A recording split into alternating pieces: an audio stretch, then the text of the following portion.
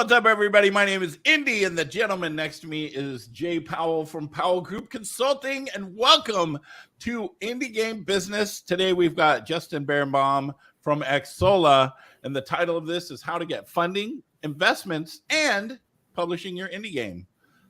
All the things that everybody wants to know right now. So pay attention, pay close attention. And Justin, make sure you unmute in Discord. Oh, I need to unmute in Discord too.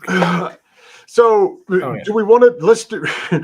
This is like what, your fifth time on the show or something? So it's been a while though. I think the last time we did it was during the pandemic. It's been a couple years. I think I've been off running and hiding around the world trying to talk to indies all over the world. So I've let you talk to bigger, better, smarter folks. So somehow I ended up back on the show. Well, that's because this always rises to the same level. So you and I at the same.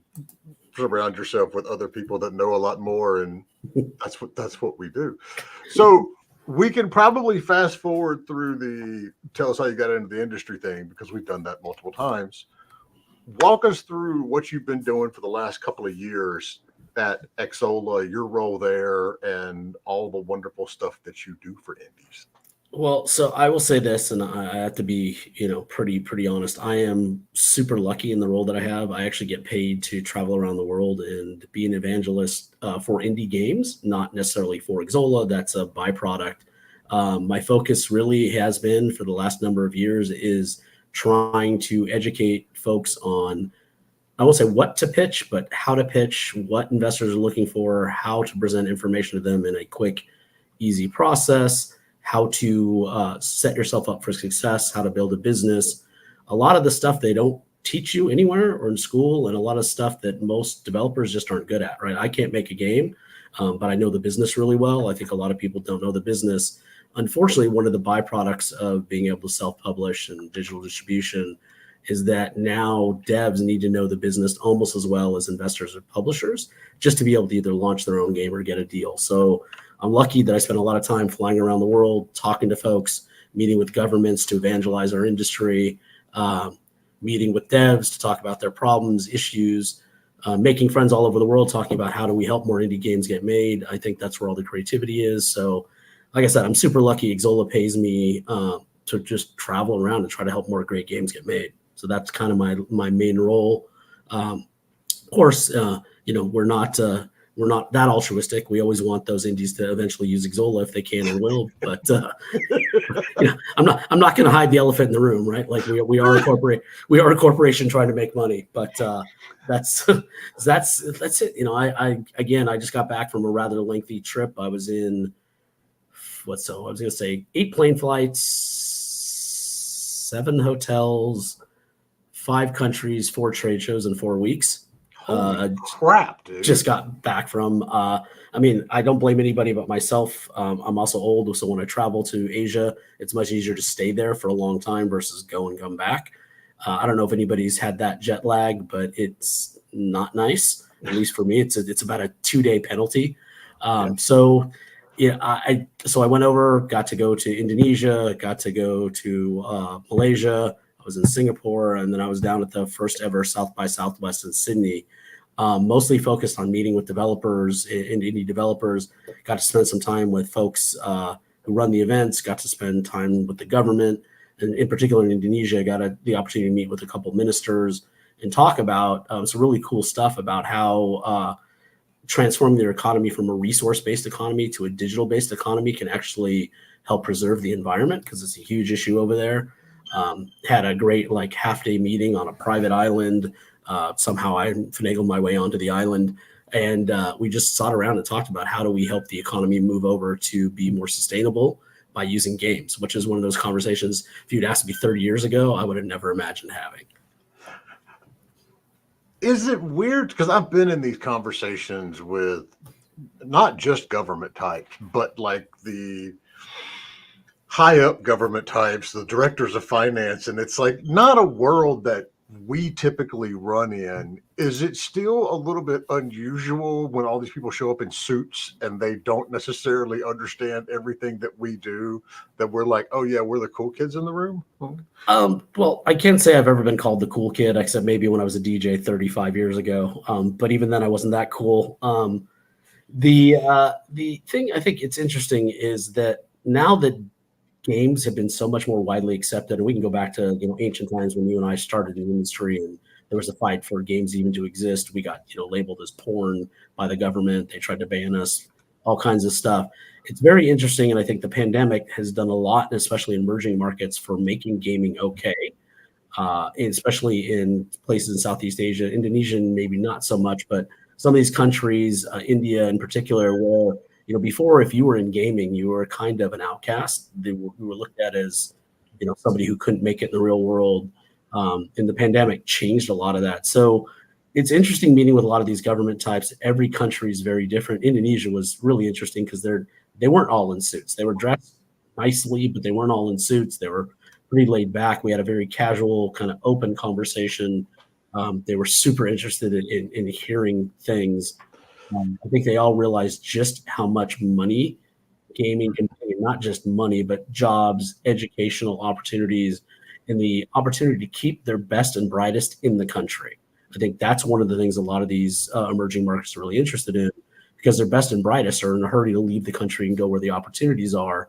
So they're really interested in how do they create a ecosystem where those people will actually stay, create jobs, create opportunities for other bright people, and grow these homegrown institutions that become huge. I think Canada is the perfect model for what happened with gaming over the last 20 or 30 years in terms of it went from nothing to being almost dominant. What the UK has done reemergence-wise, Australia started having their government commit. I think you've seen a lot of these places realize just how important gaming can be to driving the digital ecosystem and all the technology that comes out of games or wants to go into games. We're having the conversation before we jumped on about all these technology companies that want into gaming. Well, those companies exist all over the world. And so if you now have gaming companies all over the world, more of them are jumping in. So it's interesting to see how much the government's paying attention now compared to even 10, 15 years ago. It's not just though. I mean, it's countries all over the world. We see it when we go even to Europe in some of the shows that we were at last year.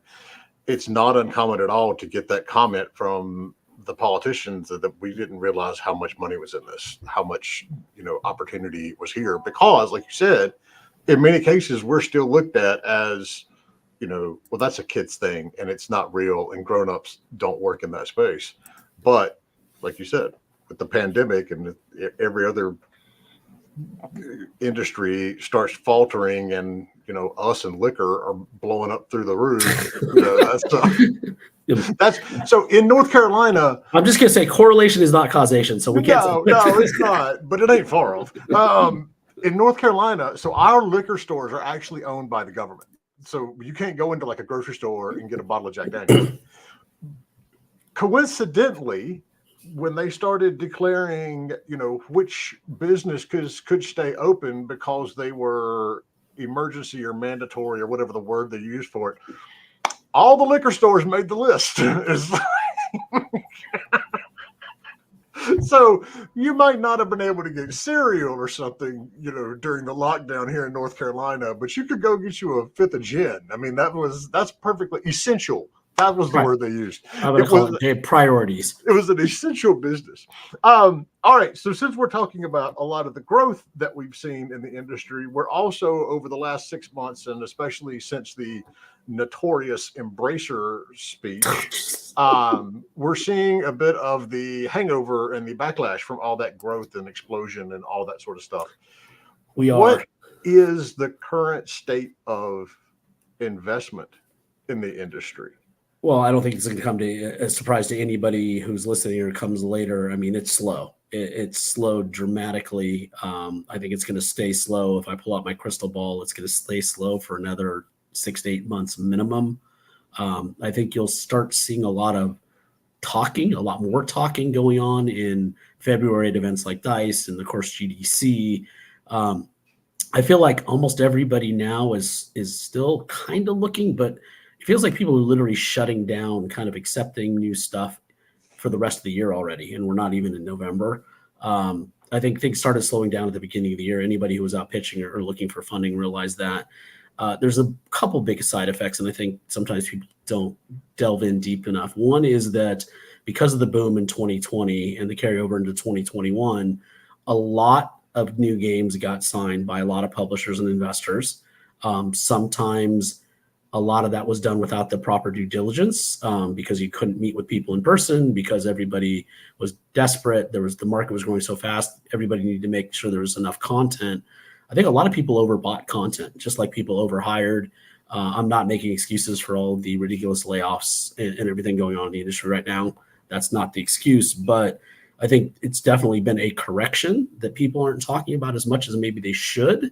I think that you're also seeing a backlash from a lot of really bad investments. You saw a lot of investors jump into blockchain, crypto, Web3 buzzword of the week investments. Most of those have not panned out and have done pretty poorly. And so those investors are now licking their wounds. One of the other things people don't talk about, I don't know if people really understand how like big VCs work, but they have a bunch of limited partners. Those limited partners agree to give them money during what's called a capital call.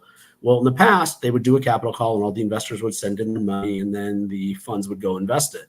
Now, because of everything that's going on, a lot of times when those investors get those capital calls, they may still legally be required to send in that money, but they're questioning the investments.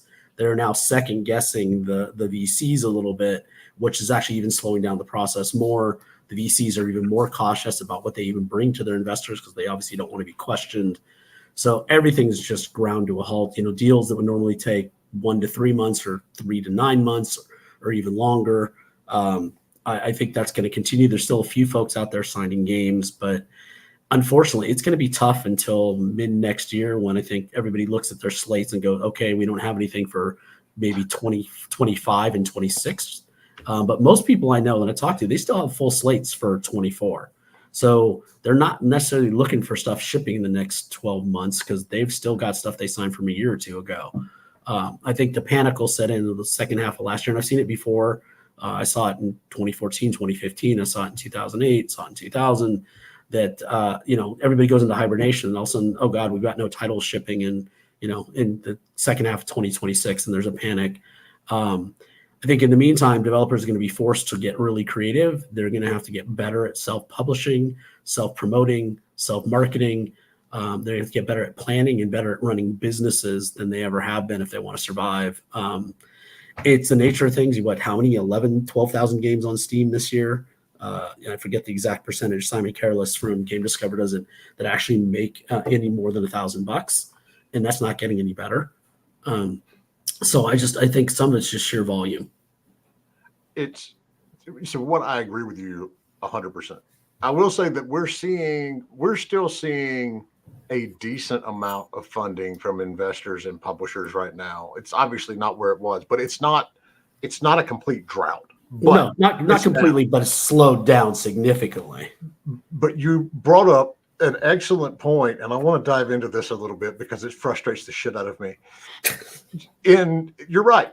Everybody's got stuff, not everybody, but a large percentage of the companies have stuff planned through 2024, and they're going to hit Q3 next year. And then exactly like you said, they're going to go, oh shit, we don't have anything for 2025 or 2026. And it's going to become chaos again. You and I have been doing this for 20 some years. The industry's been around for 40. Why can't people plan ahead? I mean, to this day, they can't plan ahead. I think there's a couple things that are going on, right? It's planning.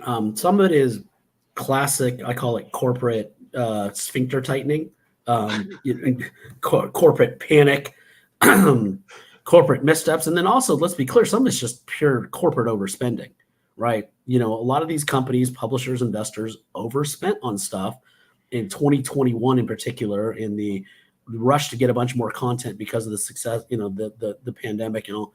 But when people overspend, eventually you pay for it. I think, people made a lot of bad investments.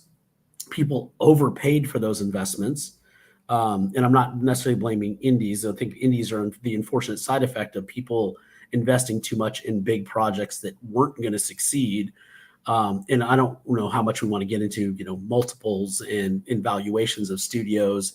We saw more studios get bought in, I think, 2020 and 2021 than maybe the previous 5-10 years combined. And I think that those studios that got bought, a lot of them they got bought for way too much money, way more than they should have, because the valuations were ridiculous. They were getting 30, 40x on future revenues. And I mean, just some numbers. When I remember talking to a studio and trying to actually pitch them for a publishing deal, and they were getting a deal for equity that was, I mean, I literally just told them to take it. Like, sometimes, dumb money is dumb money. And if somebody's going to give you dumb money for something, you take it. But at some point, somebody pays the price for, spending too much dumb money. And I think that's part of it as well. Is I think not just investors overspent, but publishers overspent, both on marketing and signing new games, and maybe, taking chances where they shouldn't have.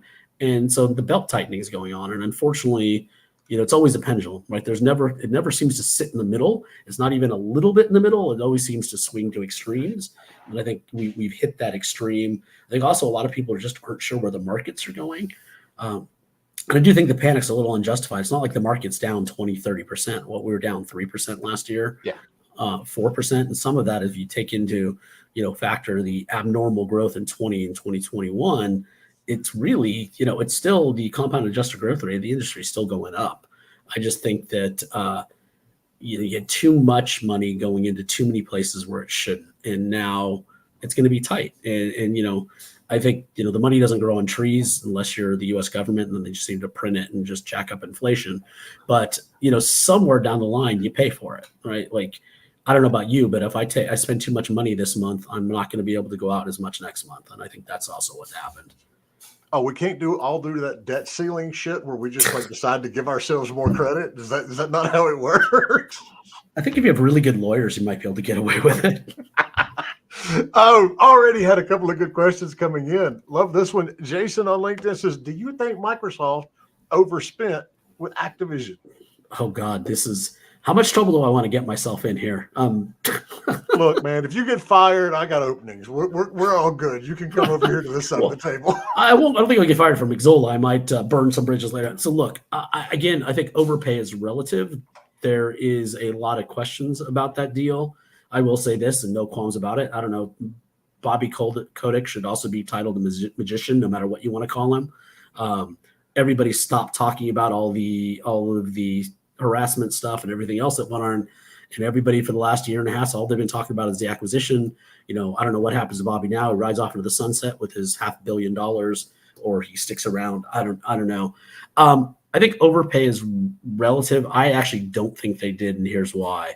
You forget what else comes with the Activision Blizzard. You're thinking about King, which puts Microsoft squarely back in the mobile space, which is somewhere they have not been.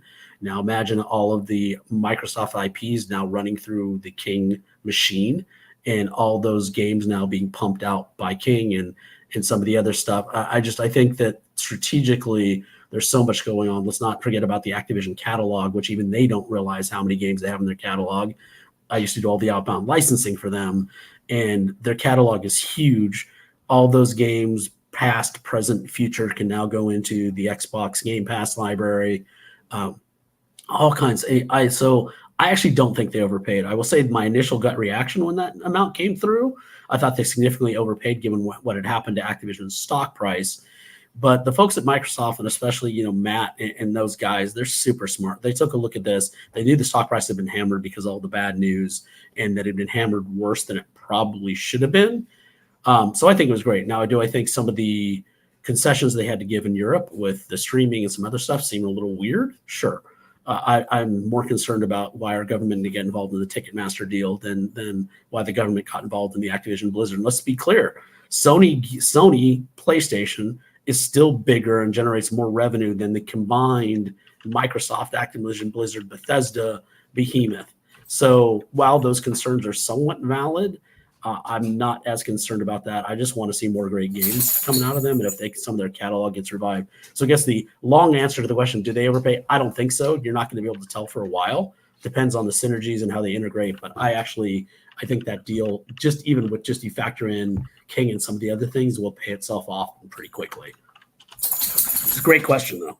And I agree. I mean, maybe if you sit down and you run a bunch of numbers, it may not look like it's going to add up, but strategy-wise and what it brings to the table for Microsoft, especially on the Game Pass side and all this other stuff, yeah, I think it was extremely well worth it. I mean, and there's some things they can do with catalog tie-ins. I think there's so many smart people at Microsoft. I think that, I don't really consider Microsoft and Sony necessarily in competition. Like a lot of people think, Microsoft's playing a very different game with Game Pass and some other stuff. They're playing a slightly different game than PlayStation even. I think Microsoft is actually more focused, their competition being Google and Apple, than it being, maybe even Netflix, than it actually being Sony PlayStation. And so this sets them up much better to compete in that arena. They now have access to the esports stuff from Activision. They have access to a whole bunch of stuff that they wouldn't have had before. I just think it positions them better for the next 20 years than people really realize. It's interesting. That's a good point, because so for years, or early on, it was like the console wars were Sega and Nintendo, and then over the years it became Microsoft, PlayStation, Nintendo. But Nintendo's off to the side now; they do their own thing. You can't really put them in that category. And now it looks like Microsoft, because I hadn't thought about that, but you're right. It looks like Microsoft is kind of stepping away and saying, "Look, we're not trying to be Sony. We're trying to build something else here, and we never will, as much as I would like to get to past the point of X is better or Sony's better or whatever. But it does look like we're getting away from a head-to-head challenge, because Sony has shown no intention of going this way. I mean, they are, if anything, doubling down on we're going to continue to do giant blockbuster games and nothing else. So that's a very good point. Well, and again, I think we all saw this, especially in the indie game side. We saw what a big push that Sony did with indie games for a long time.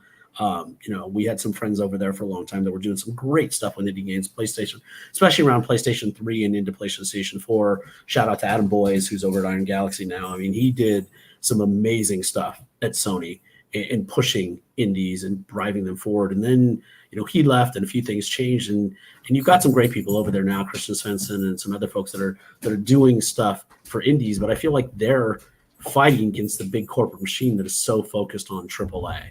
I think, again, disproportionate amount of the revenue comes from AAA. And I think, and so they're focused on AAA.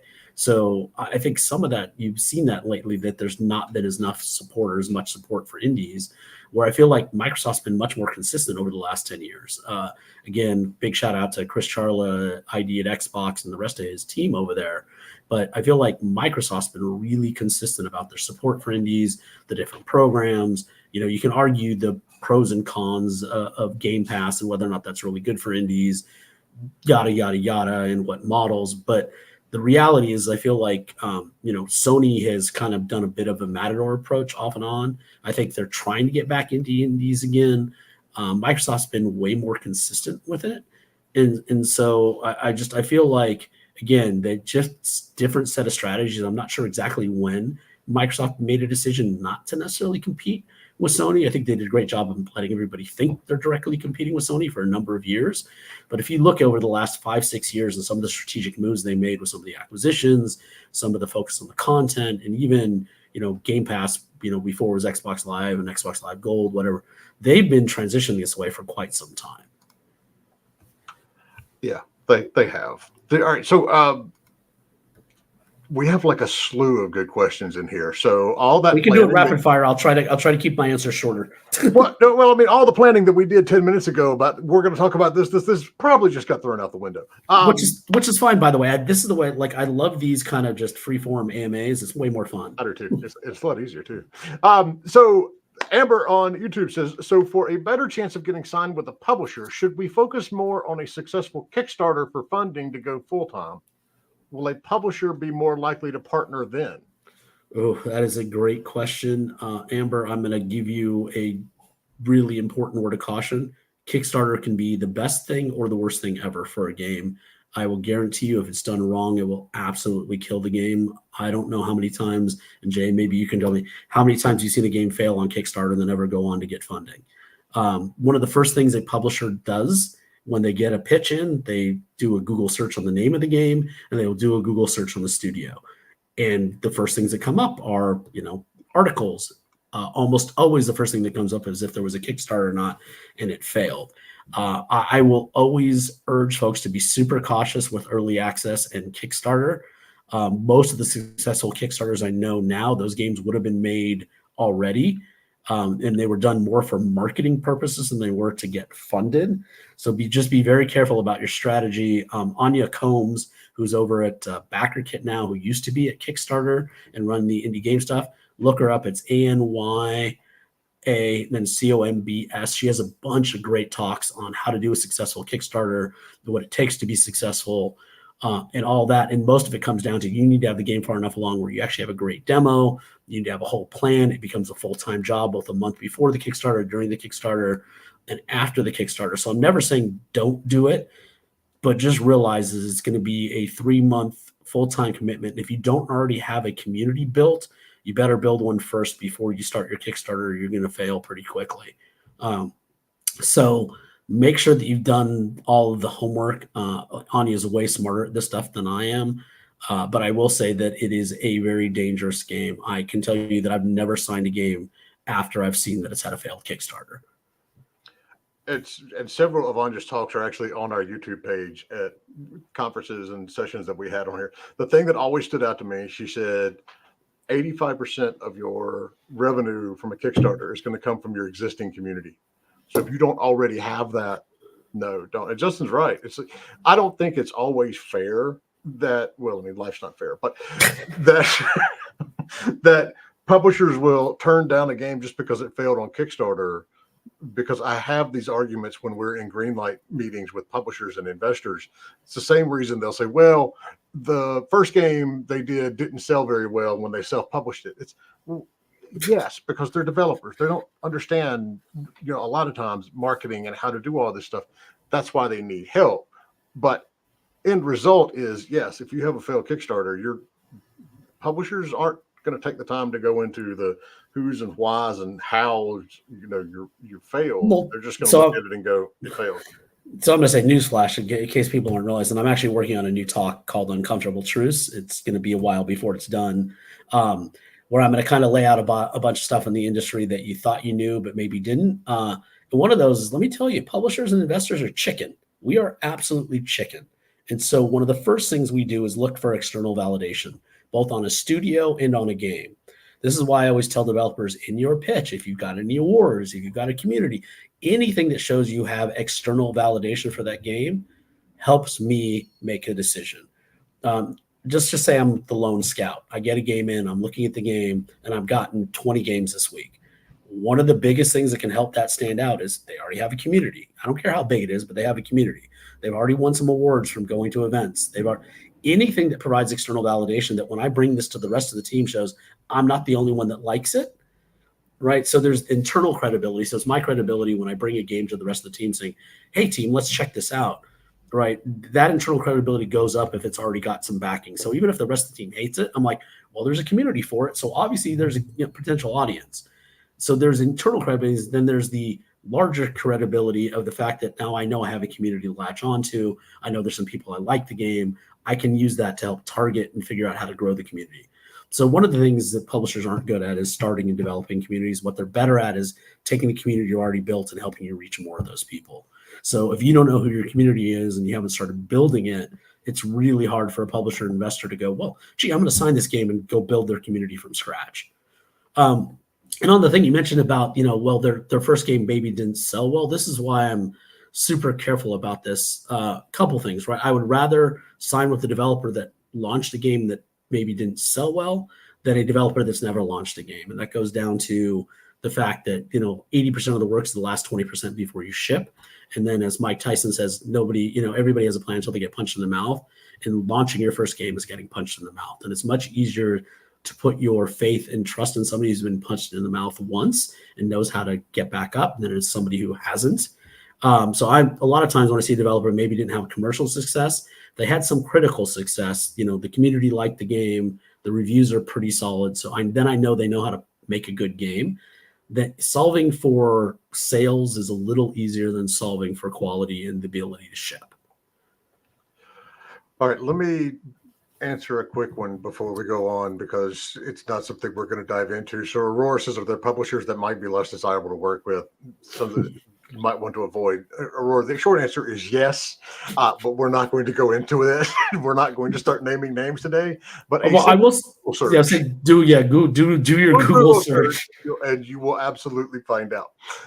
Quickly, by the way, this goes into everything. One of the things I try to remind developers of is to do your homework, right? I think that, just know the publisher and investor are going to do their homework, right? So you need to do your homework. You need to look at the publisher, the investor, look at the kind of games they're publishing or investing in, look at the developers they've worked with, look at maybe try to figure out the budgets they've invested in. By the way, reach out to the developers they're working with, have those conversations. You don't necessarily have to have them before you submit your game, but before you get into serious discussions or talks, it's kind of like showing up at a job interview, not even knowing anything about the company you're interviewing with, right? It's kind of important. And I just say, don't be lazy. It's, with Google and all the other things out there, you can get so much information so quick. Spend 10 minutes figuring out, some stuff before you go and look at their Twitter, look at their LinkedIn. I guarantee that's what I do for every developer, right? After I review the pitch, before I have a serious conversation with them, one of the first things I do is I look at their LinkedIn, I look at their Twitter. You got to do the same thing. There's just a little bit of due diligence will save you a lot of headaches. And developers love to share details on why they like or do not like certain publishers. So it's really not hard to find. Well, then I also say always take that with a grain of salt, though, right? Like I've never met a developer that's 100% in love with their publisher. But there's a difference between being 100% in love with them and then like going on Reddit and having a rant about them. So yes, that is true as well. All right, so Jawad from YouTube says, generally speaking, do games with certain release timelines, such as Q1 2024 versus Q1 2026, have better chances for investments? I think, are we talking about release dates or timelines? So I think, a couple things, right? That you always want a or as accurate as possible schedule when you're working on your game. Generally, publishers do not want to sign a game, and Jay, you can back me up, if there's not at least 6 months before launch.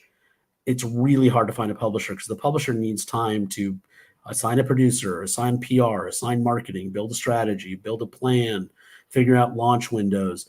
I will say so within 6 months of launch, it actually sometimes, even though you need less money, sometimes it gets more and more difficult to find a publisher unless your game's already got a bunch of traction.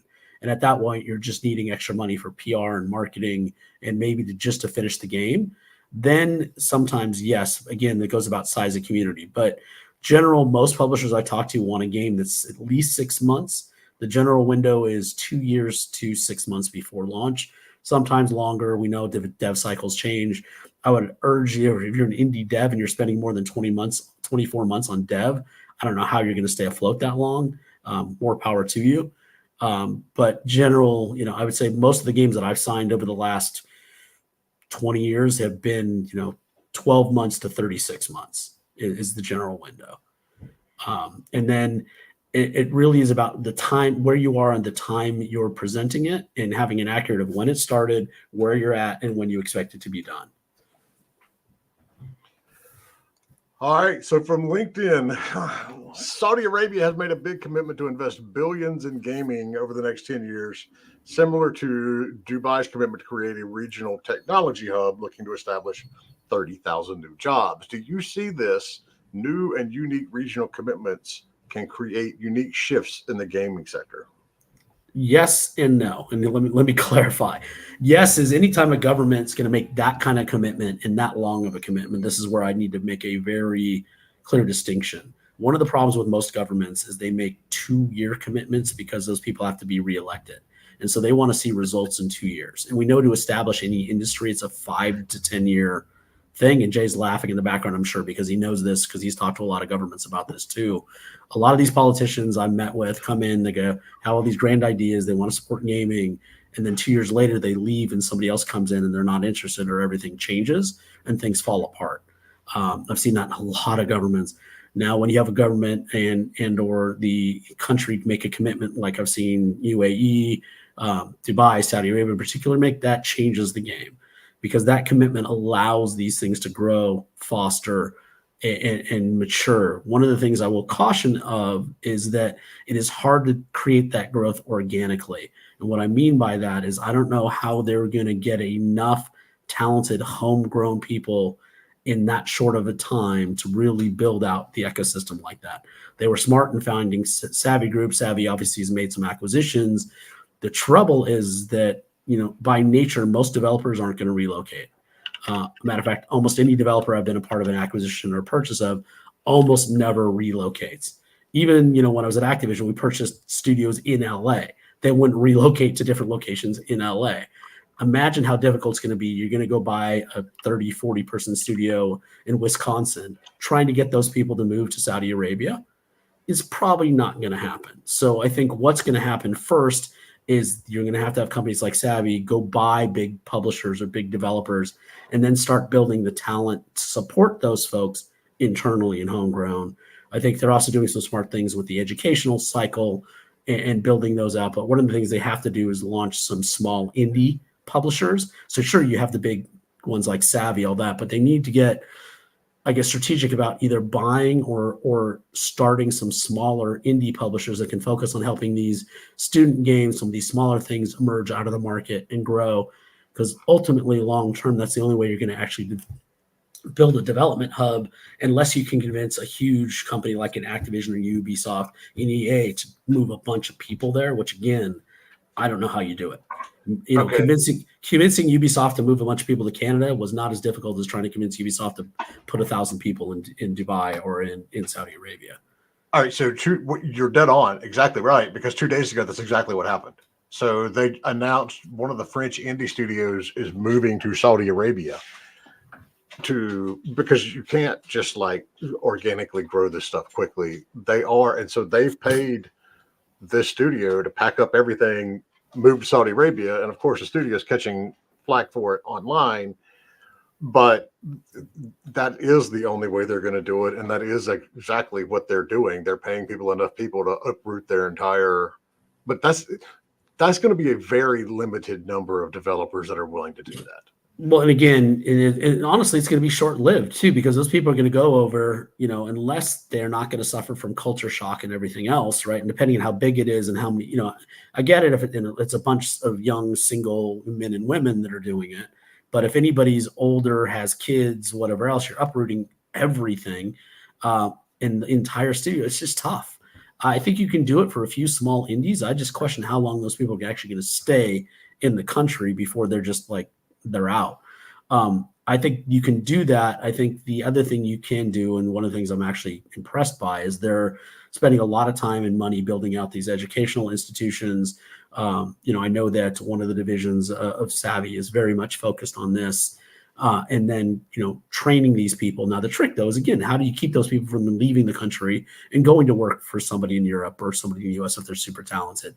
You've got to create the opportunities for them within the country, which is why I think the one thing that's missing right now is building out some small to mid-size publishers that can then take these indie games and these studios, nurture them, educate them, and then publish them and establish a global presence that way.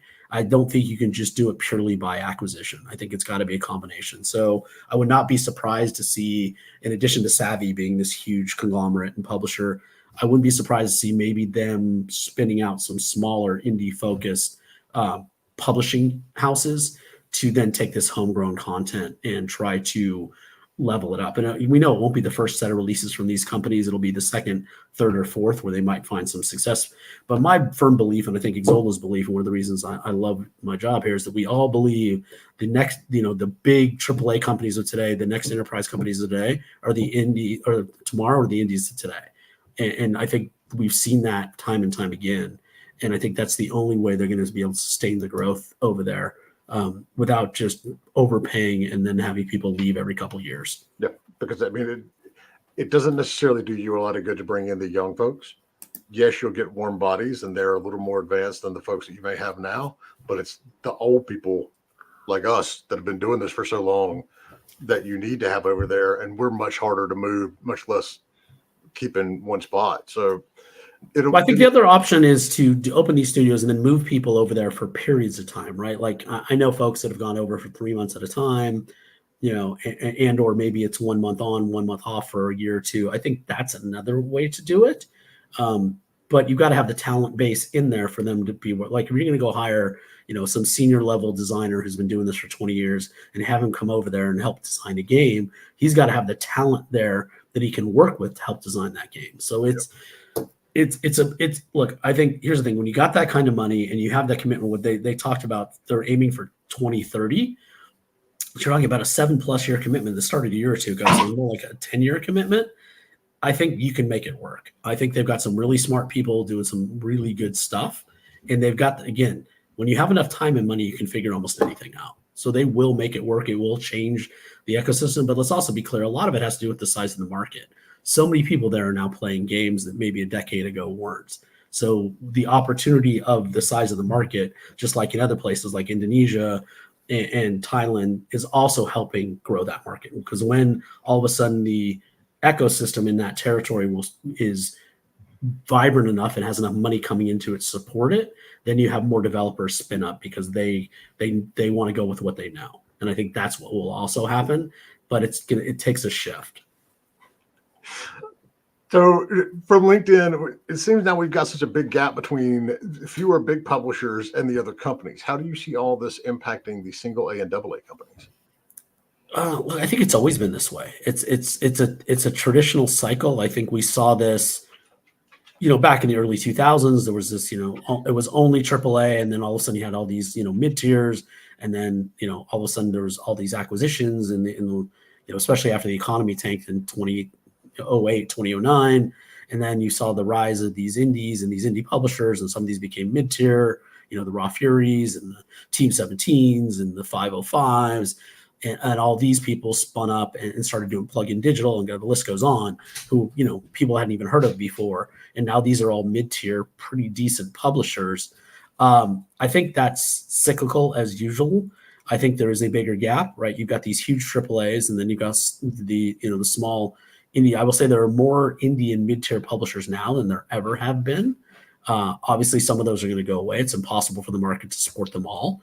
But I do think that there's plenty of opportunities out there. You just have to find them. But as any creative industry, I was just visiting my cousin in Australia. She's an artist. There's always way more people creating art than there are people willing to buy it and pay for it. Especially the people funding the creation of that art. So that's always going to be a disconnect. And one of the great things about the democratization of development and development tools, we won't get into the whole Unity and Unreal stuff here. We don't have enough time for that. The democratization is great, but it also means more competition. It's become way easier to make games. Steam opened up the platform, and a lot of people cheered that. I think it was actually may not have been the best thing for most indie devs, because now you're competing with people just throwing up shovelware and AI created stuff, and you created such a morass of stuff for people to wade through. The competition has just gotten harder. It's not about just building a good game anymore. It's like, you got to build a good game. You have to build a big community. You have to build a marketing strategy. You have to know how to run a business. And for goodness sakes, you have to be able to stay in business for 6 months to a year after you launch, just to see if you might be successful enough to make money. Yeah. And so it's gotten harder. It really has. I saw the launch of Steam, and even in the early 2010s, if you put out a good game and managed to even just get a few people to buy it, you could create enough, success around it. Now, I've seen some great games on Steam that can't sell 1,000 units. So next one coming in from Western World Studios over on YouTube. Are publishers concerned about indie game devs' access to various AI tools due to potential IP infringement, and to what extent? This is a freaking great question, by the way. And it's one where I'm going to say this is seller and buyer beware. Most publishers will put into their contracts that you're repping and warranting everything in your game is yours, and you own or control the rights to it. So guess what happens? They're going to be careful, but if they get sued, it's going to be on you, because you're representing and warranting everything in your game is yours. I think AI is like any other tool. It's going to all depend on who's wielding it and how it's being wielded. I have some friends using it to help them rapidly prototype, find fun, and then they're going to go back and recreate stuff. I just think you got to be super careful. We're seeing all the lawsuits now. ChatGPT's got 1,000 pending lawsuits for stealing other people's content, recreating it. It is the Wild West, and we know that law and government is always 5 to 10 years behind. I think publishers are always going to question what kind of AI you're using and how you're using it in the game. I think it's a fair question, but just know all the liability they can possibly put is going to be put back on you. But again, they won't sign a game if they're worried about being sued. They're still going to put the weight on you, but I'm not going to take the risk. I'll go sign something where I'm not going to worry about being sued. So it becomes super important about how you use it and how clear you are in what you're using. And that reps and warrants clause is not new. It's been around forever. And the beauty of it is you don't even have to change it for AI. It still says the same thing. Basically, that's what it boils down to. If I get sued over this, you're in trouble. So yeah. It's a great question though, and I think it's going to be an unbelievably rapidly changing landscape just because of it's the Wild West, and it's. I mean, my head spins every time I talk to people about it, and it's just going to get worse. But just be as the creator, as the sculptor of a game, just be careful about what mallet and what chisel you're using. Good analogy. That was so.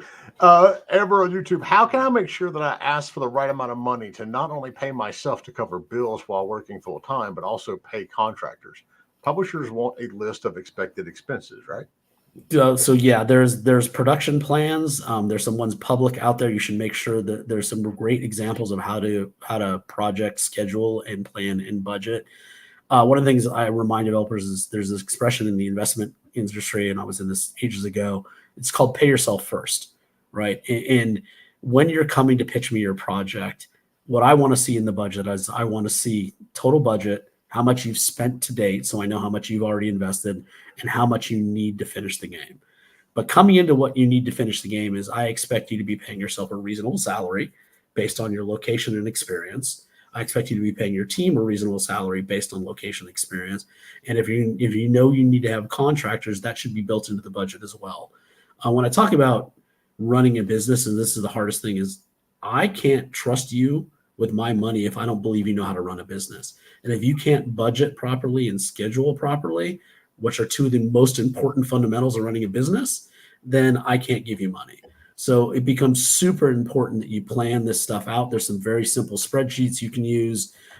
There's all kinds of stuff. But yeah, and I absolutely expect you to be paying yourself a reasonable wage. I do not want to be working with developers that aren't paying themselves, because that makes for miserable, burned out developers, and it makes for bad games. And in particular, because I need to get developers to stick around and stay in business after the game ships, because I need them to maintain the game, update the game, manage the community, all of that. So I want happy developers. Am I going to be willing to overpay you? No, I still need to make money, but I do want my developers motivated and happy and knowing they can go home at night and feed their kids. That's a bare minimum. So when you tell me you're not paying yourself, that's actually a red flag for me. So another one from YouTube. For a team that doesn't have prior professional game dev experience, how good does the playable need to be to prove ability to execute with a decent development timeline? This is a great question. I'm going to tell you, especially things like the more competition you have for fewer dollars, the better the demo's got to be. You've got to figure out who you're competing with and figure out where they're going to probably be pitching their stuff and understand that that's going to be the minimum bar. I'm going to caution a few folks, though. Don't send me a big, huge, fancy 30-minute build if you're a small team and you can't afford to do so. I'd rather have 5 minutes of really solid, demonstrable gameplay of what the minute-to-minute gameplay is going to be like in 5 minutes than a 30-minute mediocre experience. And by the way, if it's gray box and it's fun, that's a pretty good thing as well. I encourage you to find the fun first, then build a demo around whatever that moment to moment is, whatever it is I'm going to be doing the most while I play the game. One of the guys over at Sisu Ventures says this, and it's a weird way of thinking, but it's like, how do I win? What is it that I'm doing most of the time in the game to win the game? And then stepping back is, how good is that? How fun is that? How compelling is that? And how is that different from any other game in the genre? So find those things first. Don't worry about the size and length of the demo initially. But if you haven't shipped anything before, that demo is absolutely everything. I can tell you that if you never shipped something before, I'm never signing a game without a good playable. I just can't. It's kind of like, would you ever buy a car without test driving it? Well, maybe if you test drove the last model, but you're not going to buy it. And the other example I use is, if Elon Musk comes to you and starts a brand new car company, hate him or love him, you're probably going to give him, you're going to probably give him money, right? But if I come out of engineering school at MIT or one of the best engineering schools, where I've never built a car in my life, and I come to you asking for a bunch of money for this new car that's never been built, you're probably not going to give it to me until I at least give you a test run or show you on a simulation or show you something. It's the same thing. If the folks from, who did when we signed Abzu, right? It was Matt Nava and a couple of the folks that had done Journey and Flower, and he didn't have a playable. He had a mood video and some graphics on a wall. But this was one of the lead artists and, one of the creators of Journey and Flower. He's basically like, this is, what I wanted to do in Journey, but underwater. And he gave me the visuals and the mood music and everything. But he's instantly credible. So you can close your eyes and actually see the game he was making. The farther away you get from that, the more I have to be able to touch and feel and taste it. I don't think I have ever heard of a mood video. It was one of the most, obviously, in my career, in the, in person, I've seen probably 6,000-7,000 pitch decks, but in person pitches, well over 1,000, maybe 2,000, 3,000. I don't even know. It would be funny if I'd actually had the wherewithal to keep count. It was one of the most amazing pitches in that I walk into the room and on the wall is just this piece of paper, art in colors and like a diagram that kind of went up and down. And then a mood video that was kind of like that, and music. And of course, the music was by Austin Wintory. I didn't know it at the time, and he just had a little set piece of music and a mood video, and then he walked you through his vision for the game. But as he's walking you through this vision, you could literally close your eyes, listen to the music, and listen to his voice, and see the exact type of game he was building, and you could understand who the audience was and why they were going to care. And this is, and like I said, I've seen thousands of pitches from some just amazingly talented people. This is one of the most unique, awe-inspiring ways to pitch a game I've ever seen in my life. And I think very few people in the world could pull this off. And of course, Matt Nava, who's just an incredible artist, coupled with somebody like Austin Wintory, is probably one of the best composers we've got in our industry. Not a bad way to start. Not everybody's got that. So you need to figure out how to give yourself a unique advantage over everybody else. That's interesting. I have heard of these pitches. I've never seen one of them though. I will liken this. So Steven Spielberg evidently did something very similar when he pitched Saving or Private Ryan to the studios, right? Because he's not going to have a pre-made movie, right? He's not going to have here's a demo of the movie, right? So he literally, I guess it was like a really long wall in the studio, and he basically had a graphical roller coaster of the emotional experience he wanted the audience to go through throughout the entire 3-hour movie, right? Like the downs, the ups, the highs, the lows. And he literally put that on the wall and then kind of read out the story of the movie. And I liken it. It was a little bit like that, I imagine. I will call that my Steven Spielberg moment, but that was with Matt Nava. So along that same line with how good of a demo that you need to have, but are you aware of publishers that invest at the studio level for equity versus the game level for revenue share? Okay, so this is a really interesting question. I think it varies. Most publishers aren't usually doing studio equity deals unless that studio's got a track record. Again, there was a lot of interesting equity deals that were done in 2020, 21, even early 22, because people want to snatch up talent. I will say that if you're looking for equity for your studio, it's a very different pitch than if you're looking for project financing. Make sure that your studio is actually ready to take equity, meaning that all the ownership paperwork is in order, the cap tables in order, all of your legal documentation is in order. It's a much longer process. What I say is that taking project financing or publishing deal is like moving in with somebody. It's interesting. The first year is tough. You probably want to kill each other a few times. If you survive that first year, things might work. If it doesn't work out, you can separate ways. It's still painful and messy. Taking an investment is like getting married. And if that marriage falls apart, the only people that get rich are the lawyers. And you usually end up broke and sad. It is a much more complicated and expensive process. It is more time consuming.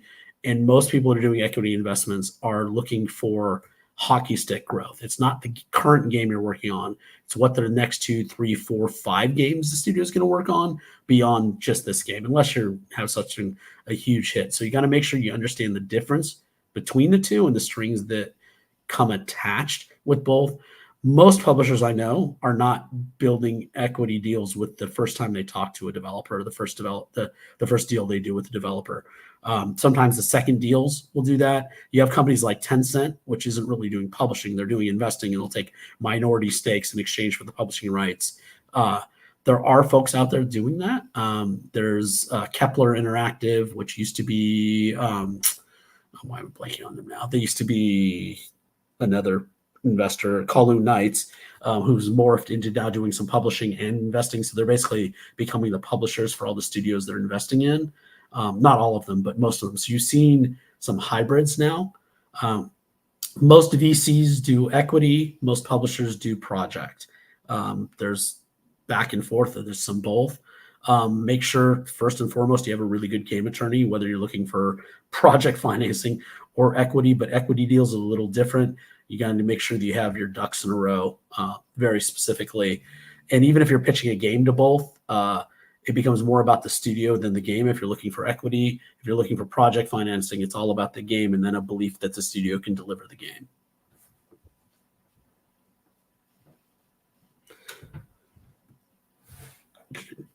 Sorry, I was muted. I was like, we got time for one, maybe two more. So are you around the rest? Are you going to be on Discord if people have questions post show? Yeah, I mean, I'm happy to. I can stick around. Let me check my calendar while I got you here and see. Just like text in between meetings or something like that. Yeah, no. So there's some really good questions in here. No, I love it. I've got. So I actually have this blocked out till 10:30 anyway. So I'm open for another half an hour after this, so I can stick around, and then I can pop back and forth throughout the day as well. I'm happy to try to answer any questions I can. I mean, like I said, I'm super lucky. My company pays me to do this kind of stuff, and I mine does too. or is it you pay you to do this kind of stuff? We're not going to get into details, Justin. All right. All right. So I want to get to this question because I have been surprised it has not popped up in a podcast yet. Given recent events, will small indie games made in Unity have a harder time getting publishing deals? Oh, I love this question. I'm actually surprised that hasn't come up already. Yes and no. Look, I think now that runtime thing has gone away. Has it? Well, kind of, sort of, maybe. Look, I think anytime you add uncertainty to development, you create difficulties. Development is hard enough as it is.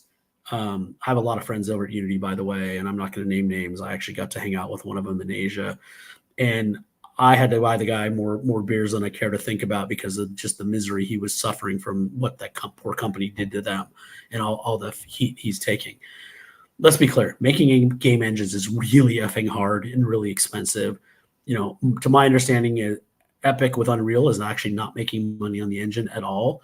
It's the Fortnite business subsidizing the engine. Unity doesn't have a lot of other options. I think a lot of what they're doing is trying to design to force people to use their ad business, because let's not forget they spent $3 billion on Iron Source. I think they all needed to change their business models. I mean, anybody who was looking at the Unity business model for it all in the past know that they had to change that model. Do I think what they've, obviously what they initially announced was a whole nother joke, and I don't want to get into that too much because I think we all know what happened there. Do I think where they're at now is the best place for them to be?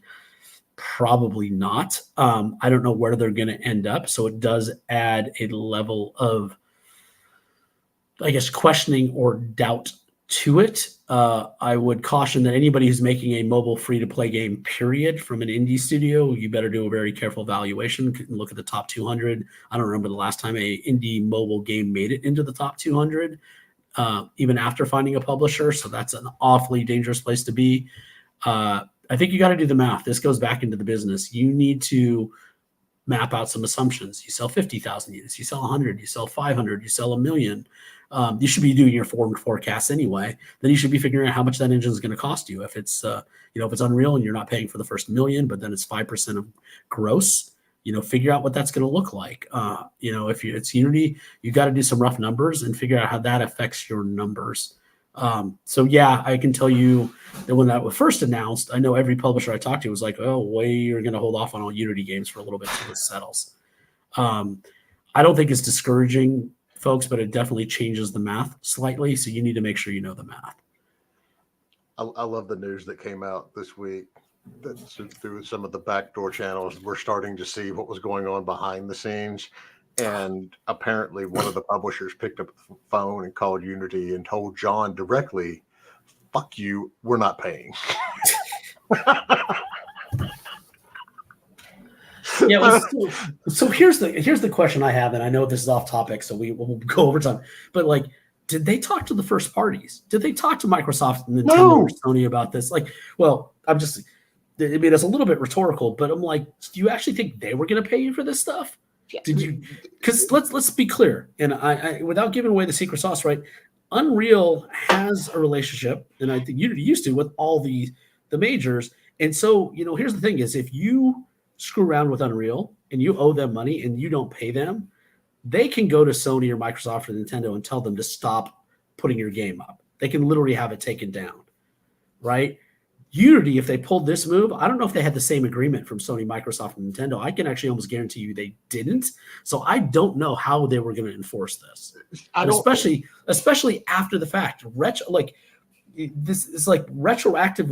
Like I just need like. Let's not even get into the legal issues with them trying to do this. It's just the fact that it became very clear early on from other people inside Unity that they had raised these issues, and the C-suite had just kind of like said it's not going to be an issue. And the fact that even within 48 hours of them coming out, they had already flip-flopped on, well, the developer is going to have to, or the developer or the publisher is going to have to pay these fees. And then someone else said, oh no, the platform holders are paying these fees. I'm willing to bet one of these companies that told John that fuck you, we're not paying was either Microsoft or Sony. Well, I'm gonna sit there and like either Microsoft, Nintendo, or somebody just calls them no, you didn't. Like just and look, I know all the flack John's been getting, and some of it's absolutely deserved. He's not an idiot.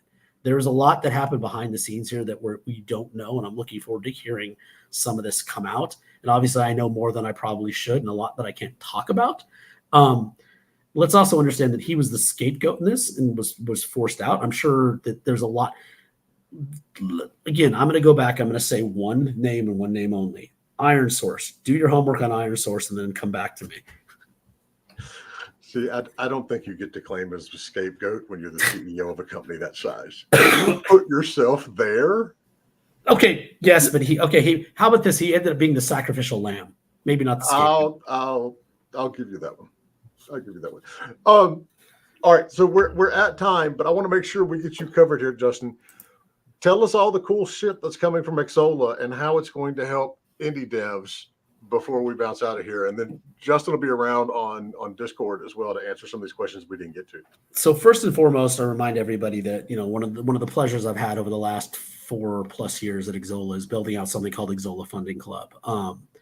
It was a brainchild of our founder who was, I guess kind enough to, and I've been talking about doing stuff like this, but kind enough to dedicate the money and resources to create a better way for developers, publishers, and investors to find each other. Xsolla Funding Club, if you don't know, is basically a no-cost digital matchmaking service that allows developers to submit their content for free. We do have a content review process. Not every game makes it on. We are not choosing winners and losers, good investment and bad, but we are saying this game is far enough along to be taken seriously by investors and publishers. The games that get rejected, they're basically told your game's not ready. If you request it, we'll give you detailed information of why it was rejected. And then there's a bunch of resources on the website about how to craft a pitch, what it takes to pitch, what investors and publishers are looking for. Always encourage people to follow Game Discover, Simon Carlos newsletter, which is fantastic. Follow Rami, Ismail, and a whole bunch of other resources. Come back and resubmit. Once the game is approved, we have over 220 publishers and investors on the platform that will review that content really quickly. They'll swipe left or right on it, as they always do, but since there's no cost, no obligation, one is it saves the developer a ton of time and you're not pitching to people who aren't interested. And we have a much better response rate because the publishers and investors know the content's been curated somewhat. On average, 8% of the games that end up on our platform find funding. The industry average is about 0.2%. So it's about 40 times the industry average, the last numbers I have. And again, it's just because it's curated. And so developers, you have to be a little farther along, a little more prepared, but it gives you a much better shot. It's still not the end all be all. You still need to do your homework. You still need to go contact pubs and devs and pubs and investors directly as much as possible. But it's just another tool in the belt. Like I said, I'm super proud of that. I don't know a lot of companies would spend the kind of time and money that our founder has to build this out with no direct revenue goal for it. We don't charge publishers, investors, or developers, nor are those folks required to use Exola. We obviously hope they will use Exola when they're ready. A couple other things we've announced, right? So web shops, which is basically taking people's mobile content, putting it on the web and allowing them to sell directly to customers. Our founder's vision has always been about direct to consumer, even before anybody was talking about this. You can call it creator community, creators having one-to-one relationships with their followers. We believe that's game developers and publishers should have that one-to-one access. So a lot of the stuff we built out is about creating that. Founders packs, early access stuff, creating your own, I don't want to call it Kickstarter, your own organic community campaign on your own website where you own and control it and you can dictate how those things go. That's a lot of the stuff we've just announced. We're doing it at Exola Mall. I can't get into a long explanation because we don't have time, but it's another opportunity for developers and publishers to get their games out, potentially reduce acquisition costs, brand awareness. It's just being built out now. It's some really cool stuff going on, and we hope long term that it will be another distribution hub for developers with a better, easier path towards finding their consumers. And then we're always working on a ton of other stuff. I'm sure I'm going to get yelled at from my marketing team for not mentioning something, but that's enough of the Exola spiel. But that's what we're here for, to get yelled at by our marketing and our community management teams. It happens to me too. It's all good. Don't worry about it. Thank you so much, man. These are always fun when you come on, and we will absolutely do it again. Thank Dan? you. Yes, sir. We're out of here. Thanks, Justin. It's awesome. That was a good talk, too. Lots of good questions. So the rundown, sign up for our newsletter, IndieGame.business, and you get the newsletter, publisher list, and investor list. You can check out Indie Game Business merch, streamlabs.com/IndieGameBusiness/merch. What's up, Hamster Hammer? Good to see you. And discord.gg/IndieGameBusiness. And like they were talking about, Justin's going to be over there to answer some more questions. Yeah, just let me know what channel I need to hop into over there, and I'll hop over there after this. I'm happy to try to answer some more questions. I love this stuff. You know that. This is the kind of stuff that gets me excited when I go these ridiculous trade show routes, and I'm just like, oh, why am I doing this to myself? And then I spend all day talking to developers, hanging out, having lunch. Just hearing things. It gets me like super jazzed. So, well, we can actually. Do you want to do voice or do you want to do text? we can do voice for a little while. And like I said, I've got till 10:30, so I got another 20 minutes if people want to do voice. Well, we'll wrap up the podcast. But then if you're on the Discord, folks, just stay in the chat room. And I've got to go pick up my son, but Justin will be around and we can do questions and answers right there. Yeah, so I guess I should click the leave studio here, and then just head over to Discord. That sounds like a plan. Dan? Yes, thank you so much. Thanks, guys. Have a great weekend, everybody. Always a blast, Dan and Jay.